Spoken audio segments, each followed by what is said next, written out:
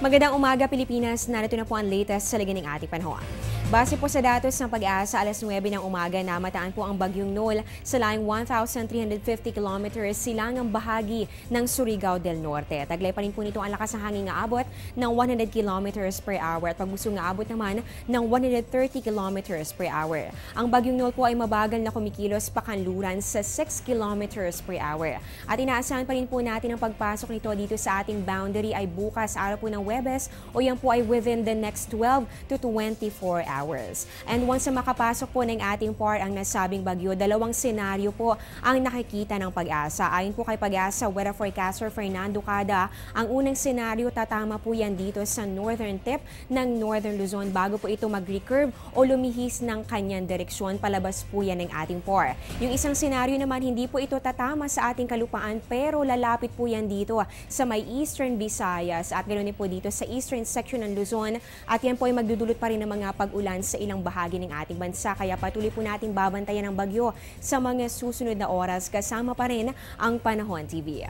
Sa araw ito ng Miyerkules, base po sa forecast ng Pag-asa, patuloy po sa pagiging dominante ang ridge ng high pressure area na nakakaapekto lalong-lalo na dito sa may bahagi po ng Luzon. Inaasahan naman po natin sa mga susunod na oras sa malaking bahagi po ng ating bansa ang bahagya hanggang sa maulap na kalangitan na meron po chances na mga pulupulong pag-ulan o pagkidlat pagulog. Magbabalik po kami matapos ng isang paalala.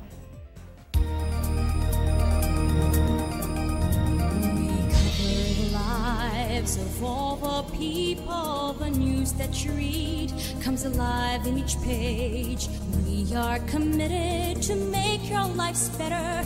We're going strong because of you.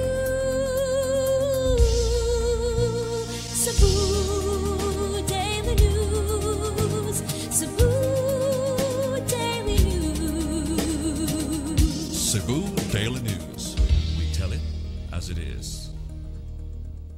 Tandaan po natin na dapat maging protektado tayo mula po sa mga hayop kaya naman dapat maging aware din tayo kung pag-uusapan po ang rabies. Ano-ano nga ba ang mga sintomas nito? Well, kabilang po sa mga sintomas ang lagnat at ganoon din ang pananakit ng ulo at ganoon din po ang pananakit o pamamanhid ng nakagat na bahagi ng katawan.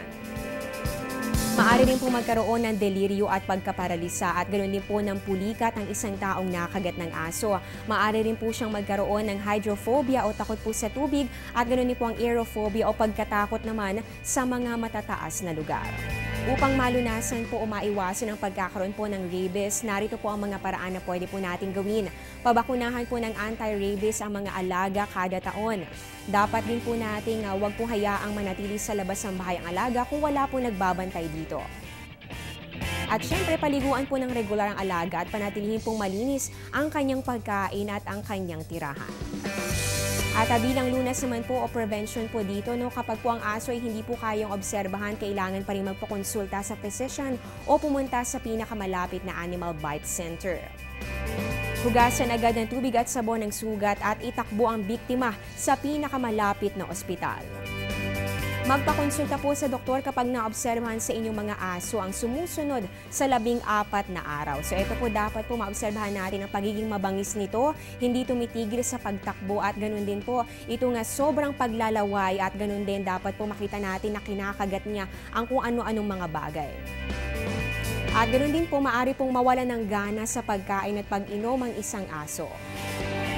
So yun po ang mga dapat po natin tandaan at dapat po nating malaman tungkol po dito sa rabies para maiwasan po natin ang panganib na dala po nito. Yan po yung mga paalala mula po yan sa Department of Health.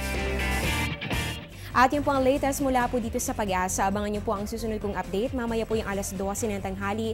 Dito pa rin po yan sa Telebisyon ng Bayan. Ako po ang inyong weather lover Amor La Rosa na nagsasabing ang taong handa at may nahon kayang lagpasan ang hamon ng panahon. Magandang umaga po sa inyong lahat.